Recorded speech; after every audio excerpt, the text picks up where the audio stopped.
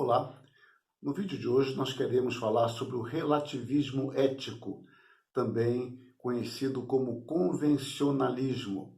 No vídeo anterior nós falamos sobre o subjetivismo e dissemos que o subjetivismo e o relativismo têm muito em comum, partindo de uma pressuposição semelhante, apenas seguindo caminhos diferentes, mas se encontrando no final. Mas vamos ver isso sem nos alongar em demasia. Para o relativismo, os conceitos considerados verdadeiros são produtos de valores de uma época. Isso a gente chama de relativismo histórico. Ou valores de uma cultura, da cultura de um povo, podemos chamar de relativismo cultural. Assim, toda verdade ela é relativa às crenças de uma sociedade, relativas a épocas, grupos ou culturas. Deste modo, não existe um código moral universal que seja válido. Antes, há uma infinidade de códigos com reivindicações semelhantes no sentido de sua autoridade. Considerando, inclusive, que estes códigos têm, por vezes, prazo de validade, envolvendo o seu apogeu e declínio. Então, aí, nesse caso, nós estamos falando mais de um relativismo histórico, né? Para uma época. E nós mesmos falamos, na minha época, é um equívoco, né? Porque minha época é agora, mas a gente fala na minha época, no meu tempo, em geral, a gente quer se referir à juventude. Funcionava assim, os valores eram estes. Se alguém falasse isso, se alguém se vestisse assim, coisas desse tipo. E parece, no caso, na mesma cultura, os valores mudaram. Então, a partir daí, qualquer julgamento que emitamos será uma temeridade, porque temos que analisar tempos, épocas e cultura. Nero e Hitler, por exemplo, seriam compreendidos dentro de sua cultura e escolhas. É claro que eu estou pegando um exemplo já bastante radical, mas não tem como escapar dele. A verdade está restrita a condições culturais, a valores culturais e a tempos e épocas. Então, a questão não é quanto à existência de um código moral, antes a sua validade universal. Este conceito nós já encontramos nos sofistas, no quinto século a.C., e aquela frase que eu tenho citado de quando em quando, de Protágoras, ela se aplica mais ao subjetivismo. Mas, em geral, as pessoas tratam de relativismo e subjetivismo como sendo uma coisa só. Eu sei que não é, mas a frase de Protágoras se adequa bem aos dois, embora, se fôssemos ser mais precisos, ela se adequaria melhor ao subjetivismo.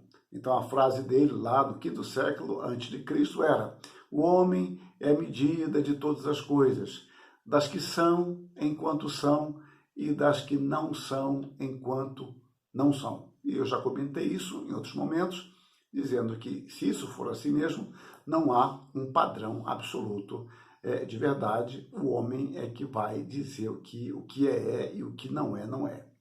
Bom, continuando. Como a nossa capacidade cognitiva está limitada pelas nossas condições históricas e também pelo nosso nível de desenvolvimento filosófico, tecnológico, econômico e social, não podemos conhecer a essência das coisas, mas sim como elas se apresentam em determinados contextos com os seus valores próprios. Deste modo, o que está pressuposto é que não existe um padrão ético universal. Dessa forma, qualquer juízo de valor baseia-se em nossa própria moral. Assim como escreveu um autor contemporâneo, Harold Kahn, assim, nenhum sistema pode corretamente ser tomado como verdadeiro ou falso.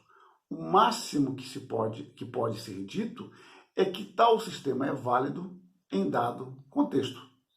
O homem, então, como um ser social, pertence a diversos grupos sociais. E é óbvio, ele tem a sua escola, onde ele frequenta, ele estuda, ele leciona, tem a igreja, o clube, a empresa, o sindicato, o grupo com o qual ele pratica algum tipo de esporte, futebol, de campo, de salão, tênis, basquete, o que seja. Então são grupos diferentes, com cortes diferentes. Tem até o grupo da sauna, né? O pessoal que faz sauna, sauna juntos e às vezes aproveita para atualizar a vida alheia. Bom, mas quando os padrões são diferentes dentro desses grupos, como se comportar de forma coerente? Então você de manhã está na escola, à tarde você está no clube e à noite na igreja. E vamos supor que tenha assuntos semelhantes, mas com referenciais bem diferentes. Como é que você resolve esse problema? Como, por exemplo, ser solidário com o piquete estimulado pelo sindicato e, ao mesmo tempo, ter uma fé consistente, conforme o ensino de sua igreja, que combate o exercício da greve. Haverá um padrão relativo para cada grupo? Ou, como de forma dramática dizem Gessner e Bottino, após descreverem de modo sumário algumas das atrocidades praticadas, inclusive, por médicos nazistas. Se acredita que os governos determinam os direitos humanos, deve-se perguntar: com que base racionalmente coerente um governo pode declarar que as leis de outra nação são injustas? Qual a base que ele tem para isso? Deste modo, de uma forma ou de outra, o relativismo moral contribui para um tipo de ambiguidade moral. O David Jung escreveu: o relativismo, se não se reduz ao niilismo moral, encoraja uma espécie de atitude dualista com relação aos nossos próprios valores. De fato, o relativismo favorece um espírito de acomodação pecaminosa. O subjetivismo e o relativismo, se forem absolutos, negam a sua própria tese, visto que afirmam categoricamente a realidade como sendo subjetiva. Por outro lado, se suas afirmações foram relativas, naturalmente perdem a sua pretensão à universalidade, visto que se constituem em apenas mais uma concepção particular da realidade. Caímos, portanto, dentro de um argumento circular. Se todas as verdades são válidas relativamente, nenhuma verdade o será absolutamente. Logo, o seu alcance de relevância e eficácia são absolutamente frágeis. A observação crítica de Lloyd Jones permanece de forma básica. Se não existe nenhum cânon moral, ou seja, um padrão moral universal, então não há pecado. Sem um referencial transcendente, todas as certezas estarão no mesmo nível de relativa validade.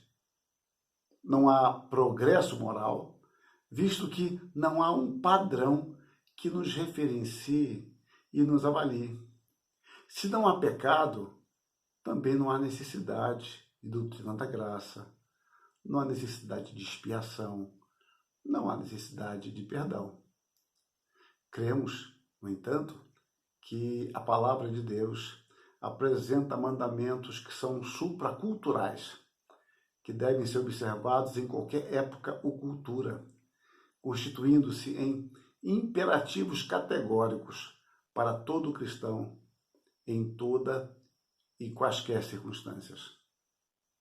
A ética, então, do amor reclama o nosso compromisso intelectual e vivencial. Essa ética do amor é a ética cristã, que o amor caminha de mãos dadas com a verdade. A ética cristã, então, é um desafio constante à sua aplicação, às novas situações que o homem se encontra. É uma tentativa humana de entender e aplicar os princípios e prescrições divinos à cotidianidade humana em muitas de suas ambiguidades. E quando eu falo em ambiguidade, eu não posso escapar do tempo atual, né?